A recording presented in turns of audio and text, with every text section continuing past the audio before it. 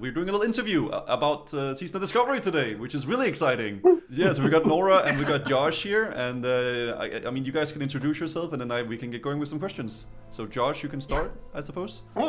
Yeah, I'm Josh Greenfield. I'm a senior game producer on WoW Classic. I've been at Blizzard for about 14 years, and I've been on WoW since the beginning, about 5 years now. It's Or amazing. WoW Classic, sorry. Yeah. Yeah. It's like, wow. Yeah. I'm Nora Valletta. I'm a lead software engineer on WoW Classic. I've been at Blizzard for about just over 5.5 years now, and I've been on WoW Classic since right before the launch of Wrath of the Lich King Classic. Oh, okay, that's awesome. I mean, I'm excited for this interview as well. I think it's going to be super fun. We have a lot of things that I would like to talk about, a few things that the community is also interested in. I mean, we can just start, I guess, with a little bit of an interesting one in that regard. It's in regards to the whether you think it's a little bit too much. I've been streaming a lot. I get a lot of questions like, what do you think about the game? Do you think it's too extreme? Do you think it's too much? And I would like to hear you guys' thoughts on it. Is it something you're testing out with this season of Discovery? Like, what would the players want? Because some people would maybe just prefer like the base vanilla with then like a few extra sprinkles, maybe some TPC talents, you know, like taunts for paladins, Crusader Strike, stuff like that. What are your thoughts about that? Is it too much, or is it something you're testing out, you would say? I think when we started working on Season of Discovery, I think that we've gone from having like massive crazy plans to having very little plans for changes to kind of landing somewhere in the middle. Okay. And I think to kind of start with, I think it's going to be more vanilla than people expect it to be. Okay. The vibe is going to be very vanilla. The abilities are kind of where it gets a little wild, and this is one of the opportunities that we have with seasons to kind of experiment. Like, I think when we sat down to start looking at what abilities, we're just like, oh, we need to give paladins a taunt. We need to do something about, boomkin mana regeneration. Like, there's a few hit list things of like, these are just things that are sort of issues with the classes that players would like to see fixed. But it's like, can we not give warriors anything? Can we not give mages anything? Because those classes feel very complete and full in original WoW, but it didn't really seem super fair to say, well, we're just going to give paladins and druids and shadow priest stuff and nobody else anything. So that's kind of where this came from. And like I said, that being a season, we have a lot of opportunities to sort of like look at what works and try and maybe keep what works and then leave behind what doesn't work, which is really a good opportunity. I think that's a very interesting way of going about it. I think it's cool as well that we're seeing more of like a big overhaul, but I also think it's definitely very important, as you say, to keep the spirit of Classic and still keep it within those frames. And I think that's a good thing that we still have that vibe and just with extra stuff. I guess a lot of extra stuff sprinkled upon with these runes and stuff like that. But I think the discovery part of that is something that's going to be very fun. I have another question in regards to professions, actually. If we're going to be seeing any more in-depth profession changes to certain, like it could be leatherworking or engineering, or will we see some sort of an overhaul, or will we see more recipes or more stuff that you can pick up and work with for professions? Players may be able to discover new fun stuff for professions. Okay. So yeah, we've been seeing a lot of, I think, theory crafting around like, like what profession is best. And like, some folks just like, for example, say, oh, okay, well, everybody always go engineering, right? Engineering is amazing. It's the best, yeah. We want to caution folks, and kind of like give them a chance, like say, okay, theory crafting is really fun. Feel free to do it to your heart's content, but also be aware that, as the season progresses and as you start to make these discoveries, you may discover some interesting stuff that, again, kind of toss up the meta a little bit. Yeah, to keep it still a little bit vague, but expand on that just a tiny bit. Engineering is that's kind of like the baseline, right? That we hold up the rest of the professions in original WoW 2. It feels like the most complete, the best scaling, the most long-term useful profession, more or less in the game. I mean, like it could be argued enchanting and alchemy and kind of share that same thing, but engineering is pretty ubiquitous. And we really wanted to make sure that, especially as we move into the later phases, there's something for people who are, blacksmith enjoyers or leatherwork fans, because those are expensive, long professions to level, and other than like the one guy in your guild that needs to make your fire resist gear or whatever, there's not really a ton of reason to be those professions with how the sort of original WoW works in the modern age, right? It can feel very much like you're just kind of, okay, we have one person that's a leather worker because we need it, but the rest get to be the fun engineering with the grenades and everything, right? Who drew the short straw to be the exactly worker. Yeah, who gets to be the alchemist who goes into Scholomance once in a while. Yeah, exactly. Yeah. And so that's we kind of tried to use that as a baseline of let's try and make cool stuff. And it's a drip feed at first. Like there's not an enormous amount. It's not going to be hugely meta affecting early on, but we want to continue to kind of add to it. But we could expect some cool stuff. We could expect maybe like some new few recipes for certain items within like a different professions that people could play around with that could have a little impact on some stuff that you would do in the game. Yeah, we'll kind of see. Like I said, we want to keep it a little vague. Of course. Yeah, it's just a general idea. Like it's cool to see though, because it's like professions are a very core part of classic WoW. It's a very important thing because it kind of fulfills a lot of classes, like having certain trinkets and stuff from different professions, right? We think we've given a couple of really compelling things for like the other core, like leatherworking, tailoring, blacksmithing early on, and we want to hope to keep adding to it for other professions as we go. Okay, that's cool. Also, very, very, maybe this is not something you want to go full in depth with, but there has been a lot of talk about, the raids. Obviously, Black Fathom Depths is going to be the first raid at level 25 at the cap. As we continue to further the cap to 40, 50, 60, whatever it will be, will we then see full-fledged, completely new raids, like, we've seen a little bit of a teaser with a certain crypt or a certain, Scarlet raid. Will there be something completely fresh and new, or will most of it be stuff that we revamp and then, go from there? So folks should be finding out about what we have in mind for our PvE and PvP endgame in the next, the level 40 bracket fairly soon. That being said, Black Fathom Deeps in particular is as a very recognizable locale with familiar enemies, but everything else in the raid certainly feels quite new. It does, I think you're... Yeah, I played it, I tried it. It is definitely very new and fresh. It is not just like, there's a few different bosses. It does feel like a new dungeon, that is true. A raid, sorry, in this regard. And yeah, so I mean, my generic kind of perhaps unsatisfying answer is, we're very interested in bringing new classic era experiences to our players. BFD, rune abilities, zone-wide PvP events. We've got quite a lot of exciting content coming to players in Season of Discovery, and we hope to hear feedback on what players want to see more or less of. That being said, I think it's totally possible that players will be encountering some fairly new experiries in Season of Discovery. I don't know if you want to add to that, Josh. I tend to be very cryptic. No, it's okay. It's tough because we kind of want to talk about what we want to do, but we also don't want to really paint ourselves in a corner. And also, like Nora said, we are kind of just playing it by ear a little bit with some of this stuff, and like we have obviously pretty long-term plans, but we've also tried to keep things agile enough that we can pivot if we need to. I think a lot of what you saw, in the accidental hidden slide, at BlizzCon and stuff, or accidental inclusion there, it sort of represents a lot of our aspirations for the stuff we want to do. And so, we want to see how the season goes. We want to see how it's received. We want to see what people think of it, what they're asking for, and just sort of go from there. Yeah, to see how the community responds to certain things, and then gauge from there how far you can go with it. Will there be completely new stuff like that we have never seen before, or will it be familiar things but in a new perspective, right? I do want to be clear. We're pretty committed to anything that we like.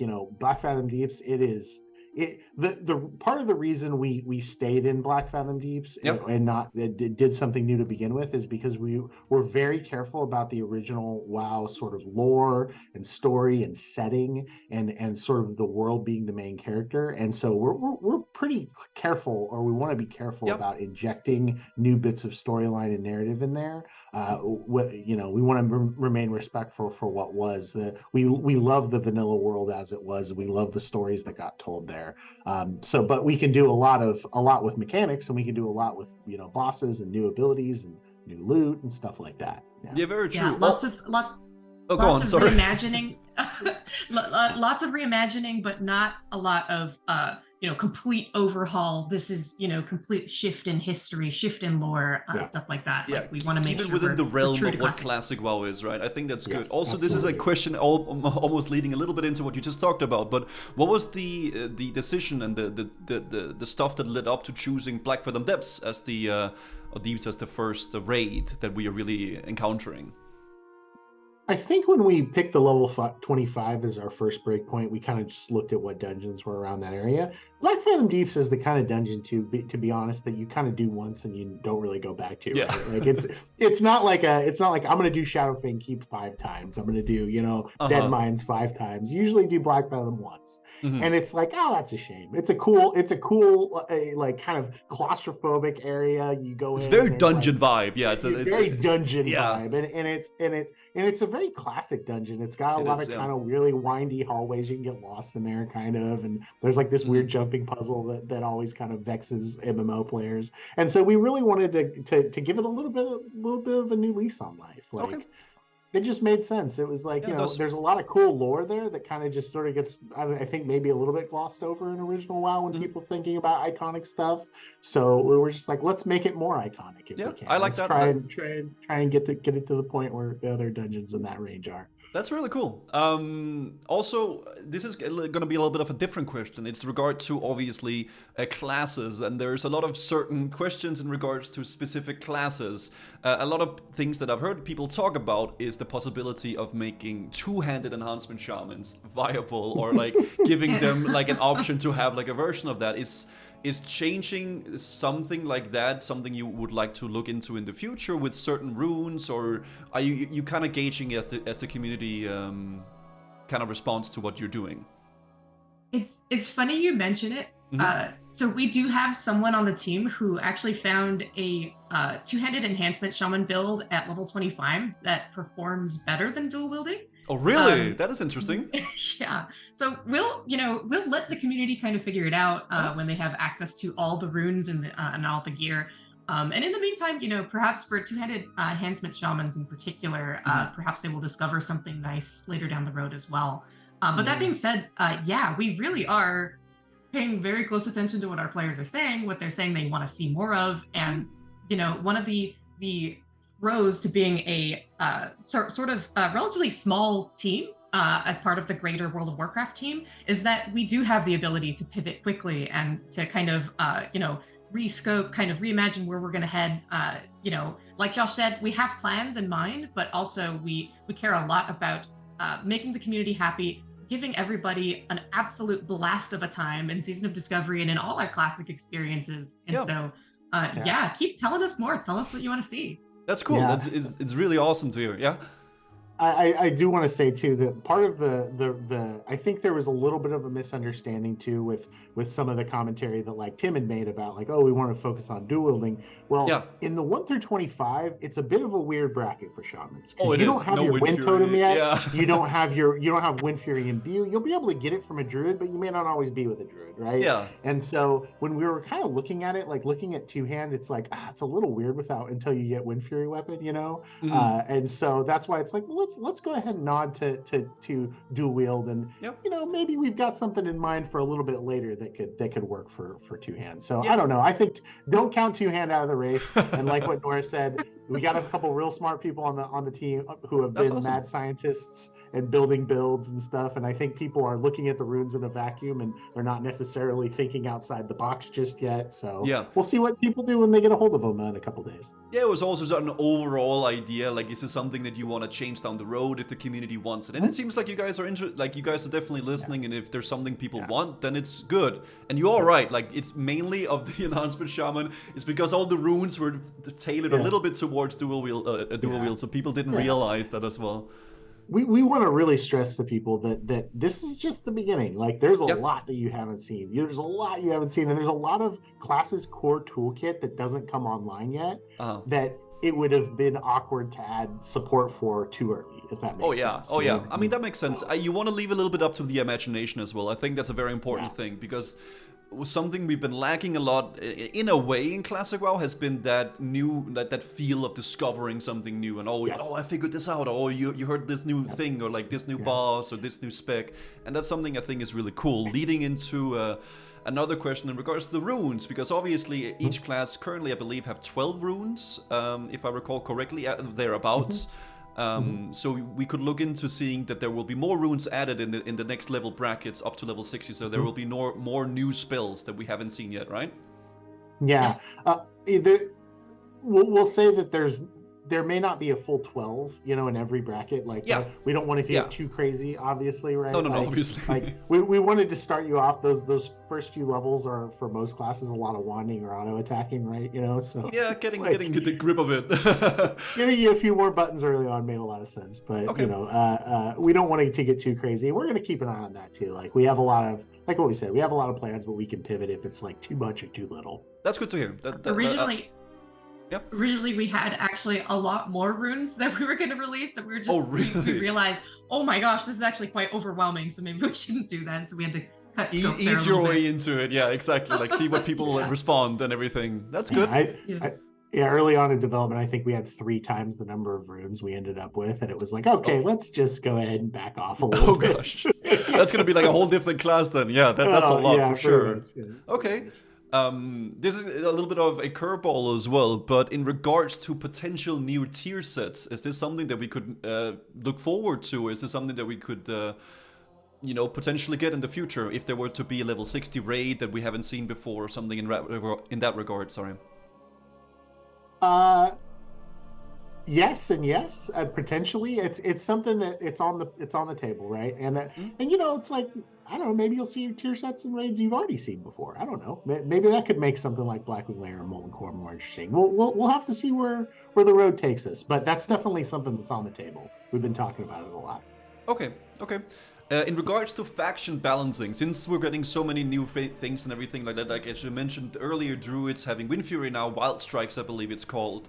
Is this something that you want to look into doing a little bit more? I know now we also have a little bit of a thing in regards to the Hunters with the aspect of the Lion, the 10% buff in terms of kings. Is this something we can see more of also in regards to something like Salvation, like the Horde have? I believe it's called Tranquil Totem with the 20% threat, but that's only group wide. Will there be more faction balancing also, just in general? Will there be more equal terms also with what is it called? The specific racials that we have, like humans with the sword specialization and the mace specialization, perception. Is this something you're looking into as well, or are you leaving it somewhat as it is? I want to say, so there's kind of a gradient between perfectly equal and ridiculously overpowered, right? I agree. And like the balance is kind of hinges on that. And part of our job is to figure out, where we draw the line between the two. At what point do we start making adjustments? And because we are sort of taking this approach of balancing for fun above all else, we keep saying that, we will be evaluating each situation on a case-by-case basis as things start to unfold in the season, especially. We are seeing, a lot of theory crafting and speculation about, what's the strongest class, what's the best rune, and what aspects of, what's going to make perhaps, Horde or Alliance stronger than one or the other.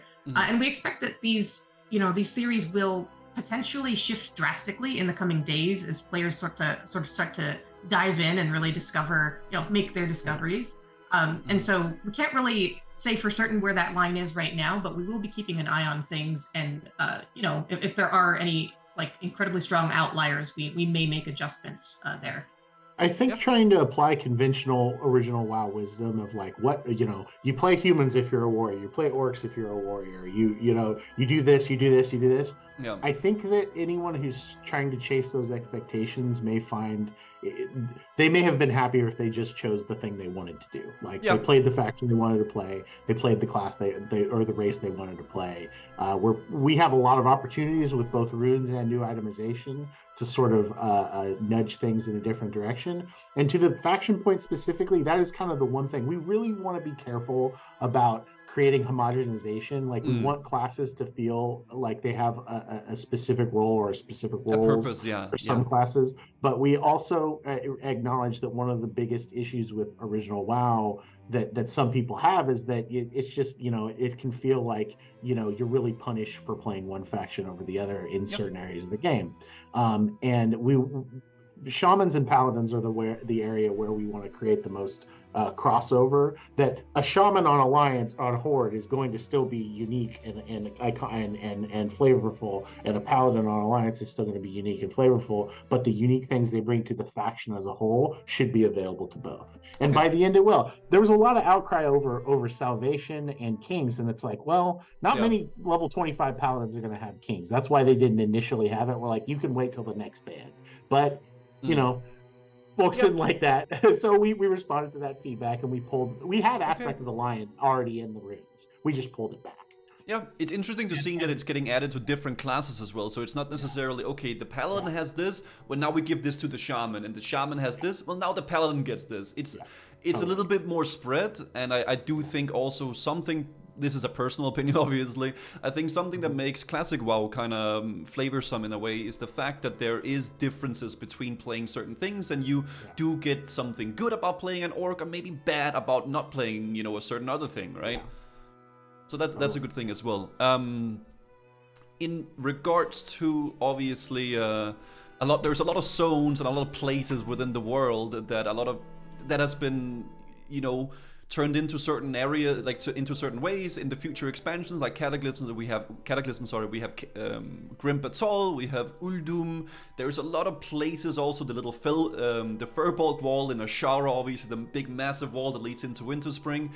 Could this be something that we would see used in some way in the future of Season of Discovery?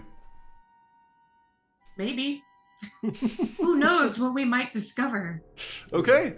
Just leave it at that. That's almost one of the challenges of doing this, Guzu, is that we can do so many things with the original.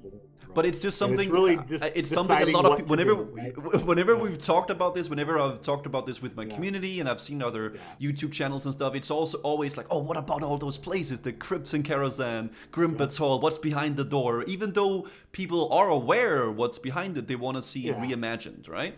Yeah, absolutely. I mean, the stuff that inspires your audience and the people are asking inspires us too. I mean, it's not lost on us. Yep. Yeah, we are all, you know, equally in love with Azeroth as a place, as a world, and especially in the time in which you get to encounter it in WoW Classic.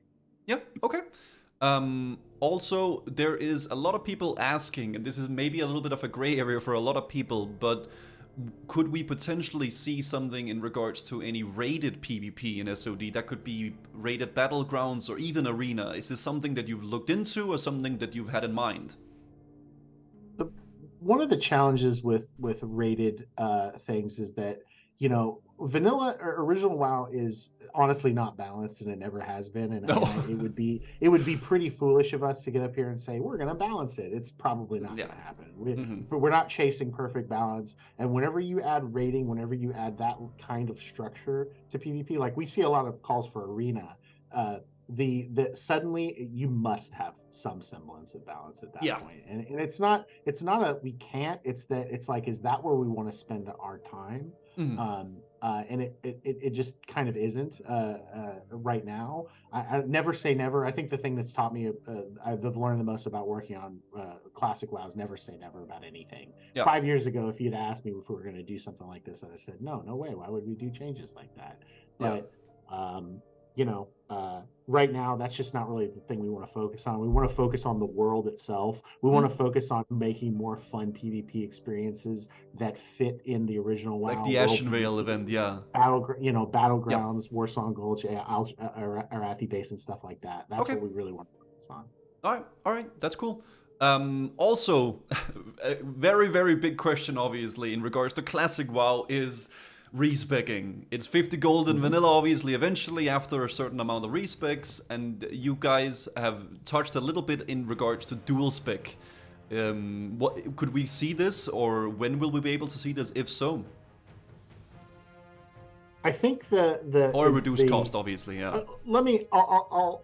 I can't tell you when or if we'll see dual spec. It's something that we're thinking about and talking about, and we'd really like to explore. I will say though that I'll just straight up tell you that respecking in season discovery is going to cap out at about a gold at level 25. So it's very nominal, and I don't expect it to go up past that too much. So you're really not going to be taxed too heavily for respecking in season. We want it to be pretty fluid, but definitely understand the desire to want to kind of change your playstyle on the fly and stuff like that. And we want that too. Where it's a little bit of a technical thing, a little bit of a logistical thing of like how can we do it and what's the right time to do it. Yeah, that's fair enough. It's just a big concern, not a concern, but it's a big question people always ask because respec cost in vanilla has always been very, very expensive. But it's aggressive. Yeah, but that's a fair point. That's a fair point. Also, in regards to major scale PvP, now we have the obviously the Ashenvale event that's happening with the wolf you can acquire and a certain other buffs I even heard about as well, like a certain world buff. Is this something we can see more of? We have, for instance, the Ashara, which is like almost made certainly for a BG, and then we also have something like Jintha Alor, which is an open world dungeon or a raid. Is this something we can expect to see more of, and just outside the scope of only Ashenvale? I would say it is highly likely you'll be encountering some more zone-wide PvP events in Season of Discovery. There are a lot of really iconic zones, like the ones the places you've mentioned, as well as one of my favorites being Stranglethorn Vale. Once you get there, it tends to be quite a bloodbath, especially on PvP servers. So there are tons of options I think there for us, and I personally am extremely excited to jump in there with players. That's awesome. That's really, really awesome, and it's also like a big question. Obviously, a lot of people have in regards to big open world things, right? Like, do you have any? I mean, I guess it's more so like a technical thing, but a lot of people are very concerned with, will this big Ashenvale event be very laggy? Will we be able to enjoy like the gameplay without having to worry about it feeling like it being drawn back by the technical difficulties? Yeah, I mean, so massive open world PvP is one of the more iconic and exciting things about World of Warcraft. For me personally, I'm a member of a world PvP focused guild in Classic, and I've participated in countless community and guild events centered around world PvP. I'm always sharing those screenshots with the team. And so I'm familiar with the concerns. I'm also familiar with what the experience can be like at its absolute best. And so, yeah, it's mostly a technical problem, and we're always listening to player feedback, listening to what their experiences are, as well as keeping a very thoughtful eye on the technology that drives those experiences, and making optimizations wherever we can. Okay. I think when you think of less performant world PvP, a lot of times that's focused on choke points and things like that, right? Like, if you have 500 people all grouped up at the gates of Blackrock Mountain, you run into a bit of it's kind of a math problem at that point. There's so many different messages being sent back and forth and everything that you might hit some performance issues. But I think one of the things we're trying to do with a lot of these new world PvP things is design them in a way to decentralize the combat at least a little bit. For example, in Ashenvale, there's multiple camps spread really throughout the zone, and the whole point is to go and capture or defend and attack those camps to weaken the leader for each faction. So we're hoping spreading things out a little bit creates pockets of fun group PvP in the zone, but doesn't necessarily put everyone in one place for the entire time. Okay. And it has to be group PvP, by the way, because those leaders are hard to take out. So don't try soloing them. Yeah. I'm very excited for the Ashenvale stuff, though. I think it's going to be a very interesting way of doing some big scope world PvP at a lower level and having a new meta. But I have one final question for you as well. I think we are running a little bit close to the end of the time here. But in regards to, this is something we've talked about a little bit earlier as well, but in regards to racials, I know there is certain specific racial abilities that are tied to certain races, like dwarves. Dwarf priest, for instance, have Fear Ward. There is the Shadow Guard for the trolls. Is this something you want to look into changing, so certain other races also have those abilities, or will you keep it as it was before? I think we have a lot of opportunities in Season of Discovery to explore either little narrative things to give people access to that other stuff, or things that make sense in the lore and in the game. I think we've already kind of talked about priest racials being one that we'd really like to be able to spread. We don't want it to be the objectively correct choice to be a dwarf priest for every Alliance player. If you want to take a night elf priest, I think you can do that. You'll be able to feel okay about it. Okay. That sounds really good. I mean, this is really all I had for you, Kirsten. I think we are running just about the time that we were allocated to, but very, very excited for Season of Discovery. It was really awesome to be able to talk with you guys about it, and it's cool that to get some feedback on stuff and see really, you know, you guys are excited about it as well, and you guys are gonna be playing it and everything like that. Yep. So thank you very much. We're really excited. Yeah. Can't wait to dive in. Very excited. Thanks for talking to us, Guzu. It was great meeting you at BlizzCon. It's great talking to you again. Hopefully we can do it again soon. Yeah, of course. Looking very much forward to it, and thank you again very much for the little interview, guys. All right, bye-bye, guys.